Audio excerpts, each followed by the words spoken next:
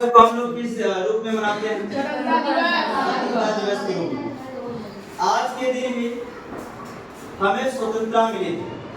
अतः 15 अगस्त 1947 को हमारा देश आजाद हुआ। पहले हमारा देश ब्रिटिश का गुलाम था। किसका? ब्रिटिश का। अब जो आज हमारे यहाँ लोकतंत्र है, लोकतंत्र मतलब लोगों का शासन। लोकतंत्र का मतलब होता है लोगों का, लोगों से हम लोग अपनी मर्जी से नेता को चुनते हैं, अपने मर्जी से प्रधानमंत्री चुनते हैं, अपने मर्जी से मुख्यमंत्री चुनते हैं। जो जनता चाहेगी, एक ग्राम प्रधान, एक छोटा सा बीडीसी जो जिसे हम लोग कहते हैं, छोटे से बीडीसी या जो सदस्य को हम लोग किससे? जनता के द्वारा चुनते हैं। जो अच्छा काम करेगा उसे फिर 5 वर्ष बाद चुना जाएगा, जो अच्छा काम नहीं करेगा उसे 5 वर्ष बाद हटा दिया जाता है। ये सब जो मिला किसकी देन है? ये भारत के संविधान की देन है। और ये भारत का संविधान तब बन सकता था जब हमारा देश आजाद हुआ। इसलिए इतने हमारे महान लोग जैसे चंद्रशेखर आजाद, भगत सिंह, ऐसे कई वीर पुरुष थे जो कि देश को आजाद करने के लिए शहीद हो गए। आजादी हमें कहा जाता ऐसे ही नहीं मिली, जानिए कितने खून बहाना पड़ा है। तो इस आजाद देश में, स्वतंत्र देश में अब हम लोग का कर्तव्य क्या बन रहा कि एक दूसरे को सताएं, एक दूसरे को प्रति हीन भावना न रखें। हमेशा भले की मंदिर भले मत जाइए लेकिन दिल में मंदिर रखो।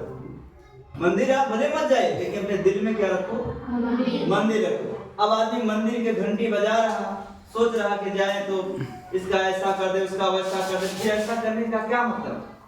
स्वतंत्रता का सही उपयोग करना। जैसे देखिए, इस समय हमारी सरकार आप लोग को पढ़ने के लिए हर चीज फ्री किया। देखा जाए प्राइमरी की बात किया जाए, खाना, कपड़ा और आपको 1200 और मिलता ना। उसके बावजूद भी आप पढ़ क्यों नहीं पाते? इसके बावजूद आप इसलिए नहीं पढ़ पाते हैं क्योंकि आप पढ़ना नहीं चाहते। आप समझिए जो प्राइमरी स्कूल में जो टीचर होते हैं उनकी तनख्वाह 90,000 होती है। कितना? 90,000। और वो लोग सब सीटेट बीटीसी बीएड पास होकर आते हैं, अच्छे एजुकेटेड होते हैं, लेकिन वो चाहते हैं कि मुझे अच्छे बच्चे मिल जाएं और उन्हें अच्छे ढंग से पढ़ाया जाए। हम लोग का कर्तव्य पढ़ना है, जिसे हम लोग पढ़ाते हैं। हम चाहते हैं कि मन से पढ़ाएं। हमने कोचिंग चलाते तो मेरा मन नहीं होता, चलो ठीक है जैसे और लोग पढ़ा रहे हैं, ड्यूटी एक घंटा मैथ है, ये है, ऐसा नहीं। हम हमेशा चाहते हैं कि हमारे पढ़ाने से बच्चा सफल हो जाए। आप जानते हैं कि क्षेत्र में जितने विद्यालय हैं, अगर किसी विद्यालय के टॉपर का पता करेंगे तो परिवर्तन हो सीखा। समझ रहे? मेरे सब्जेक्ट जो हम पढ़ाते हैं उसमें 98, 97, 95, 96 ऐसे नंबर आते हैं। हमारे पढ़ाने सबका 97, 98 आना चाहिए। सबका क्यों नहीं आना?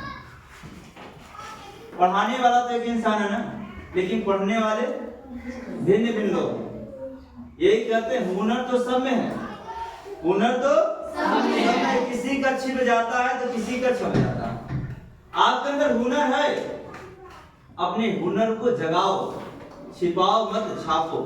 ये काम किसका है? हुनर को, आपके हुनर को जगाना ये काम हम लोगों का।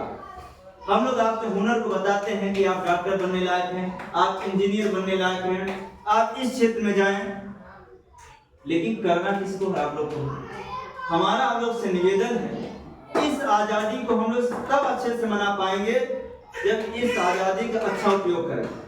कि जो हमारे वीर पुरुष ने हमको आजादी दिलाई है उसका उपयोग हुआ कि हम अपने मन से पढ़ सकते हैं, अपने मन से कहीं निवास कर सकते हैं। हमें किसी प्रकार का कोई दबाव नहीं। और अपने वीर पुरुषों को हमेशा याद रखें। और जो बॉर्डर पर आर्मी के जवान होते हैं जो हमारे देश की रक्षा करते हैं, सबसे ऊपर उन्हें रखना है। अपने दिल में सबसे ज्यादा उनका सम्मान करो। हम लोग रात में सोते हैं ना, लेकिन जो आर्मी के बॉर्डर के जो जवान होते हैं रात में जगते हैं तो हमारी क्या करते हैं? रक्षा करते हैं। हम लोग अच्छी नींद पाते हैं।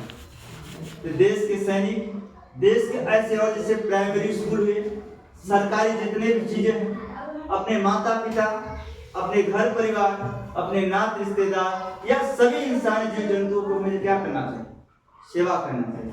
इन्हीं बातों के साथ मैं निवेदन करता हूं, अपने बात को विराम रखते हैं और प्रयास करते हैं कि आने वाले समय में आप लोग इस कोचिंग के सबसे होनहार छात्र होंगे।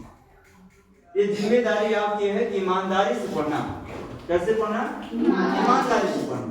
इस बात को गठिया लीजिए कि हुनर तो सब में है, किसी का छिप जाता है तो किसी का मान लोगे तो हार है और ठान लोगे तो हमें नहीं मानना है कि लोग फलनवा नौकरी नहीं पाया हम नहीं पाएंगे। ठान लो कि फलनवा नहीं पाया तो हम पाएंगे, हमने ठाना।